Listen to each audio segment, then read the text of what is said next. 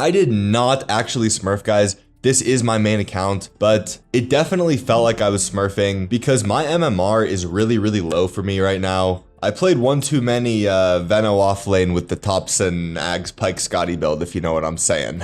I ended this game 24-2-9 in a very close game, 41-40, in which the enemy had a convincing lead at the beginning. I mean, what can I say, guys? I went Shinobi Samurai mode on my Juggernaut this game. I've been playing a lot of Juggernaut, and I'm getting better and better at him every game, and now I'm not just going to talk about Juggernaut. I'm going to talk about a lot of Dota-specific things too. Like, for example, let's go back a little bit here. There's something to talk about. Always, I love to group up with the homies. I love to group up with the gang before the horn. Right now, it's easier to do this on support when you're the guy with the smoke, but even still, like, I know the copers are saying like, my team won't group up with me. Like, you gotta be the guy to organize the meetup, right? You have to be the group leader for this, like, and for objectives. If your team isn't grouping up with you, just kind of stand, you can stand here and you can type, you can say something in the mic, and you know, that just increases the odds that they'll group up with you. And there's effective communication styles, but that's not what this video is about. But anyway, group up with the homies. I like to be tight in a very tight ball here. Now, we don't end up getting the kill, but it's still a good try, and I just think that this is worth mentioning. Against Enigma, guys, it's very, very, very important that you kill the Eidolons, right? You kill the fresh Eidolons, even if you just kill one. The idea is you want to kill them before they split, right? Before they double. And the difference between 4 and 6 Eidolons is very big, right? So even if you kill one, it's good. I like Juggernaut versus Enigma, actually, versus noobs, because what I'm going to do is I'm literally just going to spin on the Eidolons. So, and I just get all 3. So this guy, he kind of panicked. I mean, a better Enigma player would definitely like split the Eidolons in 3 directions, but I just caught him off guard. Even I didn't really know that I was going to do that, but I saw Weaver like very far off to the side, and I know Enigma's useless without the Eidolons, so I just did it, and it went well. And it's a lot of golden XP for you too. It's very, very good. Very, very good.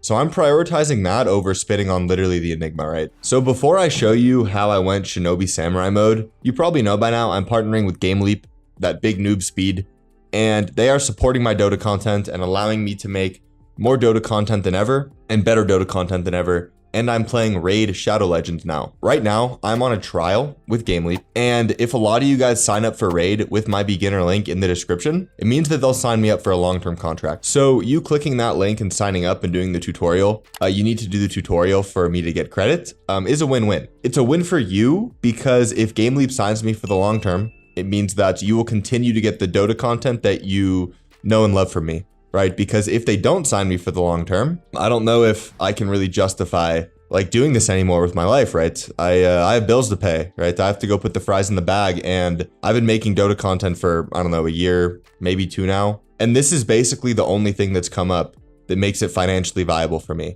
So at a certain point, you know, if this doesn't work out, could be GG, folks. And I don't want that, right? And you don't want that either, because, you know, if you're watching this right now, chances are you watch my other videos too, or you've watched some of my other videos and you watch my stream. You know, all that content will probably go away if GameLeap doesn't sign me for the long term. So you can do your part. You can do your part in that, guys. I'm not asking for money, right? It's totally free for you to do this. And it takes 5 to 10 minutes the second you click the link to make your account, download Raid, and do the tutorial. And every single sign up matters, guys, right? It's pretty close right now if they'll sign me for the long term. So every single sign up really does make a difference. So go click the link and do the tutorial right now. And if it's not your cup of tea, guys, no harm, no foul. Just uninstall it. You supported me. Thank you for doing that. Okay, back to the game, guys. Oh wait, there's actually one more thing. So I'm doing a raffle for a free replay review from me if you download Raid and do the tutorial. So to enter, all you need to do, click the link below, download Raid, do the tutorial, then DM me on Discord. And you can find me on Discord by joining my Discord server. Links in the description. I'm at the top. You'll find me there. DM me a screenshot of your account getting the referral program reward you get from my link. It's a legendary champion that you get from doing the tutorial. So all you need to do is send me a screenshot and you're in, and I'll pull that. I'll draw probably a few winners and review their replays live on my stream. Free coaching for me, that probably a week or so from today. So this is my first very, very good decision in the game. So I got a lot out of this lane. I'll just start by saying my net worth 3.7K. But sometimes, guys, like when you pull up to the lane and you just see a level 6 Enigma with like 8 Eidolons, you know it's gonna get weird. And by get weird, I mean I could just die, right? If he black holes me with Weaver here, and if Lion's not here, I definitely just die, right? Or like if Lion misuses his stun and doesn't have control and I just get black hole, then 8 Eidolons kill me and I just die. So I talk about the concept of unforced deaths a lot on carry, where if you die when you don't have to. And a forced death would be like if they smoke and rotate 5 heroes to your lane and use every ultimate on you. That's fine, whatever. You know, shit happens. But for example, if I just died to Enigma and Weaver right now, because my Lion leaves, like that's the other thing, is he just leaves. So they could definitely kill me right now. Honestly, even me being here, probably in a higher MMR game, I probably would just die. My Lion's showing mid. But it's important not to do what you can't do, right? So many players in this circumstance would just stay here and die and then complain that their team didn't TP. Instead, we're going to be proactive about it. We recognize that we can die in advance, even though we had a good lane, right? Sometimes spells are just super good in Dota, and you can just die to them, right? And this is like a lot of offlaners are like this, where no matter how much farm they have, their spells are just really powerful. So what do I do, guys? What do I do? Pause the video and comment what you think I'm going to do here, right? Because I cannot stay in lane. I cannot stay in lane. If you said take the Twin Gate top and kill Lifestealer, you are correct. So I have Omni Slash, very, very strong single target damage spell. And this play that I do is a lot better than just going to spin jungle camps here. It's a lot higher impact. And you'll see, I mean, he gets his 6. I saw he was level 5, but he just got his 6. I still try. This is a really good try in my opinion. We actually like almost kill him. I mean, it was kind of a bad Omni Slash, but he ends up getting away. But still, guys, this rotation, it's still really good because I can't be laning bot anyways.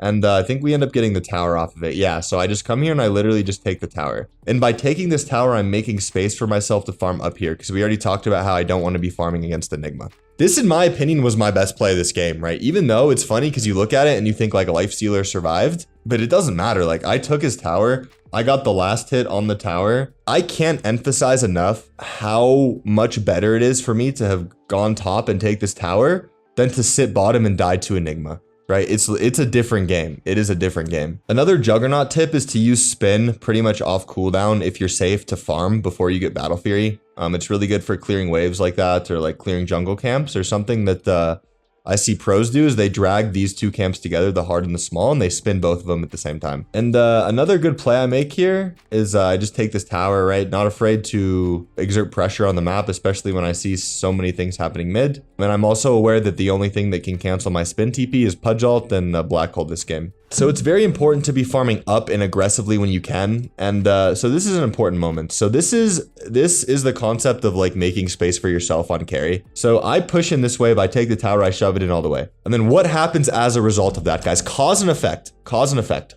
The Pudge TPs. Okay. So what's significant about Pudge TPing? He's the only one that can cancel my spin TP right now. He's the only one who can actually kill me right now. Because I know Enigma used Black Hole. So I see my main threat on the map. TP'd bottom. So what do I do? What do I do, guys? Very simple. Very simple. TP top. TP away from your main threat. And now I know that I can just farm everything, guys. You can farm everything. And that's what I do. I just got my Battle Fury and I farm everything. So I maybe could have showed up mid here, but I didn't have a TP because I TP top. I mean, this Weaver pause 4 with level 10 has a Vessel. He's really strong. My Night Stalker's like level 7, so I don't know. It just, it looks weird to me. It looks weird to me. A lot can go wrong if I TP here. Like, my Omni Slash, it's not very reliable in this game against Fire Remnant and Sakuchi. And Juggernauts, I mean, the reality of it is he's just a farm-heavy hero with the Battle Fury, so I'm just farming it up. I'm stacking here when I can, which is small, but it goes a long way. Also, Windlace on Juggernaut is a non-negotiable because of Blade Form, because he gets percentage movement speed. Right, with this ability, so every movement speed matters. Prioritize Ancients with the Battle Fury as well when you can farm them. You don't need a Yasha to farm Ancients on Juggernaut. As you can see, I just kind of ripped through them with Battle Fury treads. Feels pretty good. So the way that I'm farming, I want to talk about it again because there's nuance to it, right? Like, yes, I am farming, but I'm farming an aggressive area. I'm farming up on the map, and I'm going to be willing to connect to plays with Omni Slash, right? So that's exactly what happens here. I'm farming up. I'm farming in a position that is going to make it likely for me to be able to connect with Omni Slash. Because I want to use this ability, right? I want to use it, but I don't want to do it if it takes away from me accelerating, right? Right now, guys, I am on an exponential curve of farm and I am absolutely accelerating and I'm on a trajectory to carry this game. So the absolute worst thing I could do would be TP across the map to my T2 and like die. But this play, it's happening close to me, so I'm down to just come and like Omni Slash somebody. It doesn't end up working out, unfortunately. Oh, it does. Okay, nice, yeah. We actually get the Lifestealer kill. And then Pudge walks up and feeds 2. I get a kill, but at this point, I'm just out. I'm aware. So I don't think I die here, Denver, actually. But he's kind of owning. But guys, so the lesson here is just be aware when you're out of juice, right? This happens a lot on Juggernaut when after I use my Omni in a mid-game engagement like this, I'm kind of useless unless my enemy is like stunning a lot of people in front of me. So I know I'm out of juice and I'm able to use my spin as a disengage tool. So your spin, guys, past minute 14, it is not a very good offensive tool, right? Past like minute 14, 15, you should view your spin as a defensive kiting tool, right? Or a reset tool. And that's how I use it here. Let's play it again. So I just spin, get out, and then I'm back to farming. Back to farming, away from the enemy team. So I do help my team, you know, when it's convenient for me. But it's important to note that I don't die, right? I'm very, very aware that like I have spin to get out. Like I have an escape plan. I have an escape plan, guys. A theme in this video is going to be like having a plan. Like if you thought of in advance that you're going to spin and disengage, you're going to be much quicker to press the button is what I mean. Okay, so it's a lot of farm. If you pick Juggernaut, guys, you're going to farm a lot. It's just what this hero does, which a lot of people actually don't like think that. So I guess that's good to say. But he's a really heavy farmer because he farms so fast. Another thing I want to point out is that their Lifestealer is pretty low net worth, right? Anna's a little bit washed. But a big part of that is because I was farming his area like right in front of him, always shoving a wave into his T2 at like minute 14. And I came and I took his tower, right? Which hampers his farm a lot. And I'm farming his camps, right? So a lot of that is me. These are like the subtle ways that you have impact while farming. A concept that a lot of players struggle with is selecting which fights to go to. My team is going to engage the enemy next to a T2 and I'm going to connect to it. So it's important to note here that I'm not committed to connecting to the fight right now. I'm farming, right? But I'm farming this way on purpose. I'm farming my triangle because I know something might break out here and I might want to connect, right? And let's talk about how I know I might want to connect to this fight. So the first thing is it's right in front of my T2. It's right in front of my T2. So that's going to give us a natural terrain advantage. Tower gives a lot of vision. Tower gives aura, tower hits hard, etc. The other thing is I saw the Lifestealer top, so I know that it's going to be a 4v5. I know that it's going to be a 4v5 and we have an inherent numbers advantage. So let's see what ends up happening. Oh, and I have an arcane rune. So, you know, the conditions are stacking up and I see this. I see this Ember just getting silenced and I'm pretty sure Rubik will have like a disable for this guy. So I walk over here and I last hit the Ember. Now, I mess up here for sure. One, I should have dropped Healing Ward. And I should have expected Enigma. I knew he had Blink, but so this is just kind of an oversight on my part. And I get Black Hole and I die, unfortunately. But I still think that that was a good play by me to connect to this fight, and it probably should have ended better. But the decision to do that, so me looking here and seeing this guy like in this state, a lot of it is a gut feeling that it just looks good, right? This fight just looks good. And a lot of training that intuition is just playing a lot of carry, right? And showing up to bad fights, right? You have to show up to bad fights to kind of train your mental model of like, what is a good fight and what is a bad fight. So after that T2 fight, it's been a lot of farming. It's been a lot of farming. And now I want to show you guys a fight that I don't show up to. I want to show you my player perspective. So I'm farming. And then my team is engaging mid. And so this is what I see. Like, I see this and my gut feeling says that this is a bad fight. This is a bad fight, right? So let's talk about why. One, it's a little bit farther from my T2. And two, I see my two squishy backliners getting gone on. And this is just sus, right? They're both rooted by Ember, like they don't have an escape. So what's going to happen is these two guys are just going to melt, and then it's effectively going to be like a 3v5, and my Night Stalker has no ult and no BKB. If I show up to this, I'm going to tell you right now, like I would just die as well. I might get one kill on like Enigma, and then I would just die. Right, so I look at it and I decide not to TP, and my team flamed me really, really hard for this, guys. But honestly, this game would have been a loss if I showed up here and died as well. Like, I'll just play what happens. Like, it's not even close. It's not even close what happens. Like, Lifestealer gets infest off and it's just a 4-for-0. Like, I am much better off. I know I'm strong in this game. I know my strength. So why would I risk throwing it here? Like, my team would have died anyway, when I could just regroup with my team and take a good fight. So here is a real life example. I say it all the time. A real life example of me just like disregarding what my team is doing in favor of my game, and it pays off. And Enigma still has Black Hole up, by the way. Like, I would just TP here and get Black Hole dismembered and die. That's what would happen. And another thing to add to it is I don't have my Butterfly yet. I'm not on a good item timing. So that is another instance where Gabe N, where Ice Frog is tempting me to ruin the game. I said no to the forbidden fruit, and my team was trying to get me to bite from it. My team, Jug TP, we need your help. But I didn't bite. I didn't bite. A theme of this video I'm realizing is it's going to be farm a lot and take good fights, right? So this is another fight that I'm choosing to take. Why am I choosing to take this fight? Well, we have a lot of vision and my team's on a high ground, and I know my lion's going to die. I know my lion's dead. So it is 4v5, but we have a lot of vision. Like, I see every enemy hero here, and I also have my Butterfly on the courier. So this is really good timing. Like, oh, this is actually like a perfect lesson. Like, if I would have showed up to the T2 and died, or if I would not have gated early and taken Lifestealer's tower, I would not have my Butterfly for this Roche fight. And I think things would have gone very differently. But, oh, my lion buys back. Okay, that's pretty beast by him. So he buys back. And my team gets a nice opening on the Weaver. So this is a good fight now. This is a good fight. I just got my Butterfly. Oh, Weaver buys back too. But this is the turning point into the game. And shout out my Night Stalker for just giving me vision of the entire enemy team. But I get a nice Omni Slash from the high ground. And just like kill everything basically. And after the Omni, I think the fight is basically over. So my Rubik then takes Black Hole. Nice. And then a triple kill for the Juggernaut. Definitely a nice play by my Rubik, guys. Yeah, no doubt about it. I mean, he stole Black Hole. Well played. Rubik very good against Enigma. But I'm telling you guys, you take good fights on your item timings, and good things will happen. Good things will happen, right? Because there's another argument to be made where it's like, me killing Lifestealer and Pudge, like, enabled this play. So me having impact here enabled that. And so now I'm faced with item decision, right? When it comes to item decisions, all I'm going to say here is you should have a plan. Butterfly is pretty core on Jug just because it's the highest DPS item and it's a good Butterfly game. That's why I got it. Because I know Night Stalker is going to be giving me vision. And so if I can get on top of Enigma and just kill him before he uses Black Hole, which is very possible with Omni Slash, then the fight will go well for my team. That's basically what I'm thinking. That's my plan.